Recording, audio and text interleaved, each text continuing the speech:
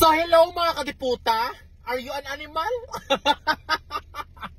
So ayan no, hindi pa actually ako naka-move on sa high blood ko, no, dahil inubos ko talaga ang buong litsyon. Hindi ko in-expect. So ang dami-dami nagme-message sa akin at tinatag ako doon sa Garland or Manny Garland issue na yan. So actually guys, ang dami-dami ko na talagang nabasa ng mga komento at mga posts no about sa Manny Garland na ito. Pero wala lang akong pakialam dahil hindi man ako naka-experience ng Manny Garland at wala man ako plano ipa-experience yan sa mga kamag-anak ko. Pero ang dami-dami nag-a-ask ba kung ano ba daw talaga ang opinion ko about dito. So ang dami-dami ko nabasa ng mga posts na kino-compare yung manicurista na nag-Manny Garland, compare kay Pacquiao daw na simple lang. Marami naman ako nakita ng mga nanay na medyo nag-disagree doon sa Manny Garland kasi siguro hindi man din nila afford din. Ganinggit sila. Tapos ang dami-dami mga influencer nag-post about dito no, nasabi nila mali daw ang ganito kasi dapat daw be sensitive sa mga feeling ng mga mahihirap. So para sa akin ha, sarili kong opinion ito ha. Baka i-bash nyo ako. Kung tanong kayo ng tanong tapos i-bash nyo ako. Para sa aking opinion ha, ang dami-daming mga mahihirap sa Pilipinas. Sa Pilipinas ka lang din makita na pag kinurek mo ang mahihirap tapos malaman nila na may kaya ka, ang tawag dyan, inaapi mo, mang-aapi ka ng mga mahihirap at mga dukha. So yan ang napansin ko. Bawal talaga i-correct. Kahit kasalanan pa yan ng mga mahihirap na yan. Pag nalaman nila na may kaya ka, no? At inaapi mo ang mga jeepney driver, ang mga taxi driver. Bawal yan sila i-correct. Kasi once na i-correct mo sila ang tawag sa'yo, mang-aapi ka. Hindi mo iniisip, hindi mo iniintindi ang mga mahihirap kasi may kaya ka. O, ganun ang mindset sa Pilipinas. About naman sa Manny Garland issue, disagree na naman sila kasi nga, kung mapakita ka ng pera, very insensitive sa mga mahihirap na walang kaya kasi masasaktan sila. Alam niyo ako na bilang isang mahirap, no, naintindihan ko yung idea na be sensitive sa mga tao na hindi maka-afford. Pero ang tanong ko, hanggang kailan tayo ganito? Una, klaruhin ko lang ha, alam ko naman na marami tayong mga tao ang nabubuhay sa mundong ito. Pero, nabubuhay tayo para sa mga sarili natin. Hindi para sa sarili ng ibang tao at kung ano iisipin ng ibang tao. Nabubuhay tayo na naaayon sa sarili nating disposisyon, sa sarili nating gusto, at sarili nating description sa mga bagay-bagay sa mundong ito. At mas lalo kong naiintindihan ang idea na dapat minsan, intindihin din natin ang feelings ng ibang tao. Pero nainis lang ako sa idea na bawal daw ang Manny Garland dahil napaka-insensitive daw ito para sa iba na hindi maka-afford ng Manny Garland. Actually, hindi ko alam kung mga concern ba talaga kayo or mga hipokrito. Kung sensitivity lang ang pag-uusapan natin. Ngayon lang kayo nabuhay sa mundong ito, how? Alam nyo, ang mundo ay punong-puno ng iba't ibang uri ng tao. Kaya sa lahat ng bawat galaw mo, may mainggit talaga, may masaktan at may ma-insecure. At may mga tao na i-question nila ang mga sarili nila dahil nagawa mo yung mga bagay na hindi nila kayang gawin. Kaya kung nabuhay ka sa mundong ito para i-consider lang ang feeling ng ibang tao dahil gusto mo maging sensitive, wala kang dapat gagawin. Kasi lahat ng tao, sa lahat na gawin mo, may magalit, may mainggit, may ma-insecure, may mag-question sa mga sarili nila. So ang ending, kulong ka na lang sa freezer. Diba? So ang dami-dami nag-post ng mga influencer. May nakita ako na bawal daw ang Manny Garland. Kasi daw, may mga hindi maka-afford na mga bata na i-question nila mga sarili nila na sana ako din. O dapat daw be sensitive. Okay? Agree ako doon. Sige, pwede. So ibig sabihin nito, pag after graduation, walang parents na magpunta sa mga restaurant or magpunta sa mga Jollibee para mag-celebrate ng graduation. Kasi hindi man lahat ng mga parents maka-afford i-Jollibee ang mga anak nila. So yung mga anak, magsabi sila sa sarili nila na hala, nag-Jollibee sila, sana ako din. O, be sensitive. So dapat, wala may mag-Jollibee. After ninyo mag-graduate, ulit diretso. Wala may mag-celebrate. O, be sensitive, diba? O dapat, walang parents na maghatid sundo ng mga anak nila na nakakotse or nakasakyan. Kasi yung ibang mga bata na hindi nakasakyan, makita nila, mainggit sila. Tapos sabihin nila sa mga sarili nila, hala, nakakainggit, wala kami sa pamilya namin ng mga sasakyan. Sana ako din. O, be sensitive. O, mag-tricycad, ha? O, dapat sensitive, diba? O, wag na wag yung pabaunin ang mga anak niyo ng mga sandwich at mga hotdog sa lunch nila, ha? Kasi paano yung mga estudyante na hindi maka-afford ng sandwich at hotdog? Nagabulad-bulad lang sila. O dapat ang ipaulam nyo, baringon, ha? Be sensitive! At syempre sa Parents Day, huwag mag-attend ang mga parents ha. Be sensitive. Ano na lang kaya i-feeling, no? At manliit na lang ang mga estudyante na wala mga parents. Be sensitive. At kung mag-birthday ang mga anak nyo, huwag na huwag yung handaan. Kasi be sensitive. Ano na lang ang feeling ng mga estudyante na hindi sila binibirthdayhan at hinahandaan ng mga nanay nila. Be sensitive. At shout out sa mga nanay ha. Kung graduation day gani, huwag na huwag yung puntahan at atinan ang graduation ng anak ninyo. Be sensitive. Ano na lang isipin ng mga estudyante na walang mga magulang at walang may mag-attend sa kanila. Oh, be sensitive ha. Huwag mag-attend. Tapos kung magkasakit ang mga anak ninyo, huwag na huwag yung ipa-hospital. Kasi hindi lahat ng mga estudyante maka-afford ipa-hospital ng mga magulang nila. Be sensitive. O ano, gets niyo ang point ko? Ang point ko is, kung ayaw ninyo ng money garland kasi napaka-insensitive ito na gagawin para sa feelings ng ibang tao, Diyos ko. Ang reality dito sa mundo, day, ang mundo ay punong-puno ng mga bagay na kakainggitan ng mga anak ninyo. Ang mundo ay punong-puno ng mga bagay na maka-hurt sa feelings ng mga anak ninyo na i-question nila ang mga sarili nila na, hala, bakit wala kaming ganito? Bakit wala si mama o si papa ng ganito? Sana ako din. Kaya ako nabubuhay ka sa mundong ito para lang i-consider ang feelings ng ibang tao at maging sensitive sa feelings ng ibang tao, day. Pakamatay ka na lang. Dahil ang realidad, sa bawat galaw mo, may mga tao talaga na mainggit sa gagawin mo. Ayaw mo ng money garland kasi dapat be sensitive sa mga tao na hindi maka-afford. Oh. Pero pinapakain mo ang anak mo ng masarap na pagkain sa harap ng mga classmates niya na hindi maka-afford ng masarap na pagkain. O dapat pinagutom mo nila ang anak mo. Be sensitive. Diba? Ayaw na ayaw mo ang money garland kasi insensitive ito para sa hindi maka-afford. Oh, pero nag-attend kayo ng graduation na nakasasakyan kayo. Oh, be sensitive. Hindi ba yan lahat ng mga estudyante maka-afford ng sasakyan? Diba? Kung sensitivity lang pag-uusapan, ano ang pagkakaiba na gumawa ka ng 15,000 na money garland na nakita ng mga estudyante at nainggit sila sa bumili ka ng sakyan na 5 million na nakita din naman ng mga estudyante na hindi din naman nila afford. Oh, pareho lang yan may nainggit.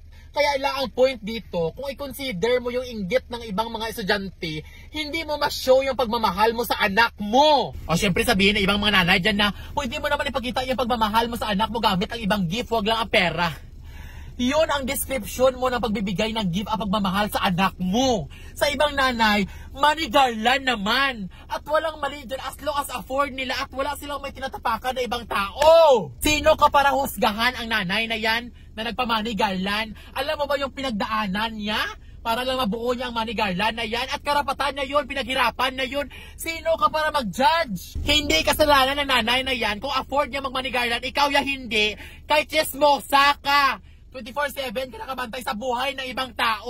O, siya ya, nagasakripisyo para makabuo ng money garland. Hindi niya kasalanan kung walang yang nanay ka. Ay puro ka lang chismis at puro ka lang pang-away at paninira lang buhay ng ibang tao.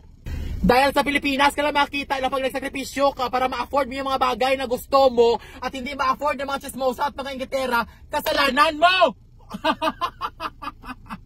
Mga tiputa! May influencer pa na nag-post, sabi niya, dapat daw ipagbawal ng principal ang money garland kasi daw nakakasira ng momentum ng event. Nakakasira daw ng reason of the event. Oh. Ano na study yan? Saan na study mo kinuha yan? Pinag-aralan mo yan? O sarili mo yan na idea? Baka hindi ka aware ha? Iba-iba ang tao. Kung para sa'yo nasira ang momentum ng event dahil instead sa graduation ang focus mo, kwarta kay mukhang pera ka man, oh, ako may inspire ako. No, may graduation tapos may money garland, may inspire ako, di ba? Magkamali siya, ganun mo lang, oh, may 1,000 ka. Pero seryoso ha, ako yan no, at mga kaibigan ko, mga ganun, ma-inspire kami na mag-do more and be more. So dapat no, ipagbawalo talaga ng principal ang money garland kasi may mainggit na mga tao. So paano naman yung mga tao na ma-inspire pag may money garland? Mag-adjust sila dahil may mga inggitero at may mga insecure na katulad nyo? Alam mo, yung mga nanay na nag-money garland, dalawa ang tao na apektado dyan. Una, may tao na mainggit. O, pangalawa, may tao na naman na ma-inspire. O, kaya, desisyon yan siya ng mga magulang as long as nagmanigarland sila, na-afford nila, hindi nila ninakaw, pinaghirapan nila. Sino ka para mag-decide, ha? Mag-decide ka na ipagbawal dahil hindi mo afford, dahil inggitero ka. Samantalang may mga iba naman estudyante na na-inspire sila to be more and to be do more. Huwag ka pairalin ang pagiging inggitero at pagiging insecure. Ayaw daw naman ni Garland kasi daw may mga tao na na-hurt, yung mga estudyante daw na-question ang mga sarili. Nasaan ang study mo? Ipakita, be, kung pila ka percent ang mga tao na nag-question sa sarili nila at ilan percent yung mga na-inspire. Wala ka galing nag-study pa. Kurik-kurik ka pa sa ibang tao. Tampiyungon. Yan ang problema sa mga influencer ngayon. Akala nila Diyos sila. Gimessage niya pa ang school na dapat to ipagbawal. Diyos ko, alam mo, kung yun ang description ng tama para sa iyo, walang problema yan. Pero sana wag mong ipagsiksikan at ipagdikdikan sa lahat ng mga tao na kung ano yung tama para sa iyo, dapat sa kanila, yun din ang description nila ng tama. Dahil iba-iba ang tao. Kung para sa'yo nainggit sila at nainggit ka, kami yan, na-inspire kami. Ang mga animal, compare pa nila ang manicurista kay Manny Pacquiao. Dahil ang manicurista, gumawa siya ng money garland na 15,000 cost. Samantalang si Pacquiao na bouquet-bouquet lang. Ang pagkadiputan nyo, wala din mga utak. Dahil sa pera lang nakafocus ang mga mata ng mga hipokrito at mga inggitera. Hindi ninyo naisip na si Jinky Pacquiao, wala nga siya money garland, pero ang outfit niya, milyones. Ang bag ni Jinky, milyones. Ang burolo ni Jinky, bilyones. Hindi ba nga natin alam, baka yung bouquet, baka 5 million yun. Oh. Diba?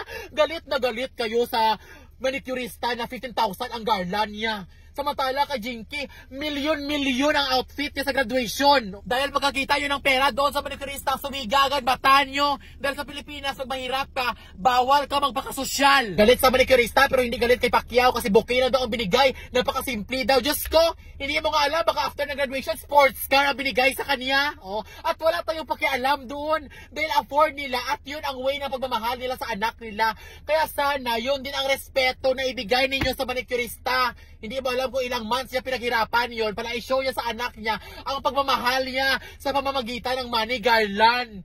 Kaya instead na mainggit ka at sabihin mo na insensitive sila sa feelings ng ibang tao, maging happy ka dahil hindi lahat nasaktan, yung iba na inspire pa sila. Oh. Tapos sabihin mo ngayon na ipagbawal mo sa school kasi na mainggit ang mga hindi maka-afford. Hindi ka sure. Wala ka study na ipakita ng mga percentage. Diba? Malay mo, sa ibang school, 100% na-inspire sila. O baka sa school nyo, lahat na inggit, yung mga inggitera sa school nyo. Alam nyo, ang dami-dami ng mahihirap sa Pilipinas. Kung mabubuhay lang tayo at iisipin natin na hindi sila masaktan sa bawat galaw natin, magpakamatay na lang tayo. Alam nyo kasi, ang mundo ay punong-puno ng mga bagay na meron tayo, wala sila, meron tayo. Kaya kung pipilitin natin na pigilan yung mga bagay na kinaiinggitan ng mga anak natin, Diyos ko, wag yun na ipasok sa school. Kasi ang realidad ng mundo, at the moment na pumasok yung mga anak natin sa school, ang dami-dami nila nakikita ng mga bagay na kinaiinggitan nila at kini-question nila ang mga sarili nila kung bakit wala silang ganito, bakit meron sila, at wala tayong magawa doon. Hindi natin mapigilan yan dahil yan ang realidad ng mundo. Kasi alam nyo, at the end of the day, ang mga magulang natin, kaya yan sila nagasakripisyo dahil gusto nila ibigay yung mga naayon para sa mga anak nila at yung mga pangarap nila para sa mga anak nila. Ngayon, kung hindi yun siya afford ng ibang mga nanay para sa mga anak nila, hindi na nila yun siya saklaw ng kanilang konsumisyon. Hindi na nila problema yun. Be sensitive kung be sensitive. Ang point kasi dyan, kung yan lang isipin mo, hindi mo na magawa yung pagmamahal na gusto mong ipakita para sa mga anak mo dahil hindi afford ng ibang mga nanay. So, ibig sabihin ba dahil plastic na garland ang ma-afford ng nanay na yan, dapat plastic na garland din ang ibigay mo sa anak mo? Kung ang sinisigaw ng puso mo at pagmamahal mo sa anak mo, 1 billion naman ni garland?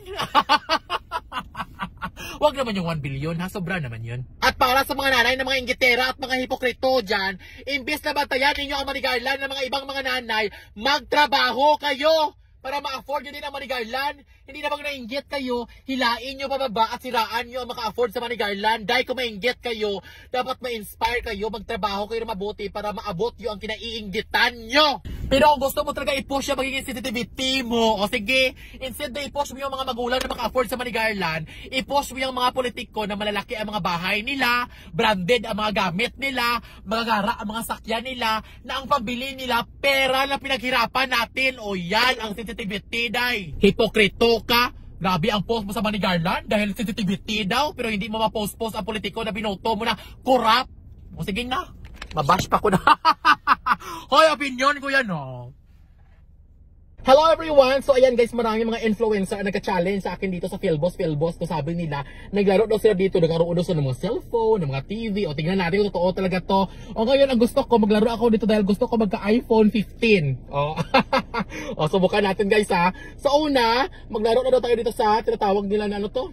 Ayan, Mines. O lagay natin dito is... Paano man to man? O 10 pa lang.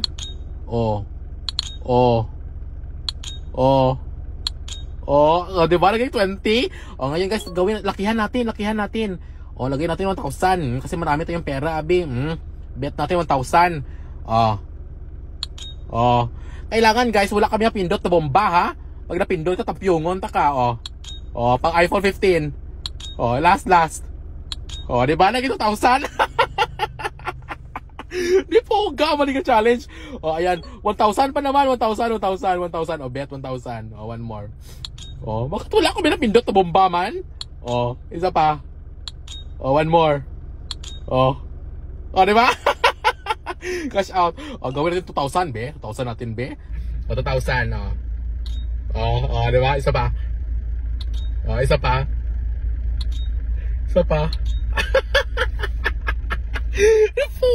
Puta, one more guys, one more. Isa pa. 2,000 yun, ha. One more. 4,000 na. Sino tayo nag-una-una lang challenge na ito, man? So ayan guys, so nakita ninyo ang pera natin na 13,000 naging 17,000 o ganun lang kadali. Pero syempre kasi nga gina-challenge ako at syempre may pera ako ng konti. O sa lahat ng gusto maglaro, ilalagay ko ang kanilang link sa comment section. Pero guys, again, baka naswertehan na talaga ako kaya wala mga bomba, no? O kayo guys, hindi ibig sabihin na maswerte ako, maswerte din kayo. O careful sa paglaro at hindi ito pwede sa mga bata. At syempre, kailangan ilaro nyo yung available nyo na pera, hindi na pambigas-bigas na laro nyo pa. O ayan, maglaro pa ako ha, kasi iPhone 15 eh.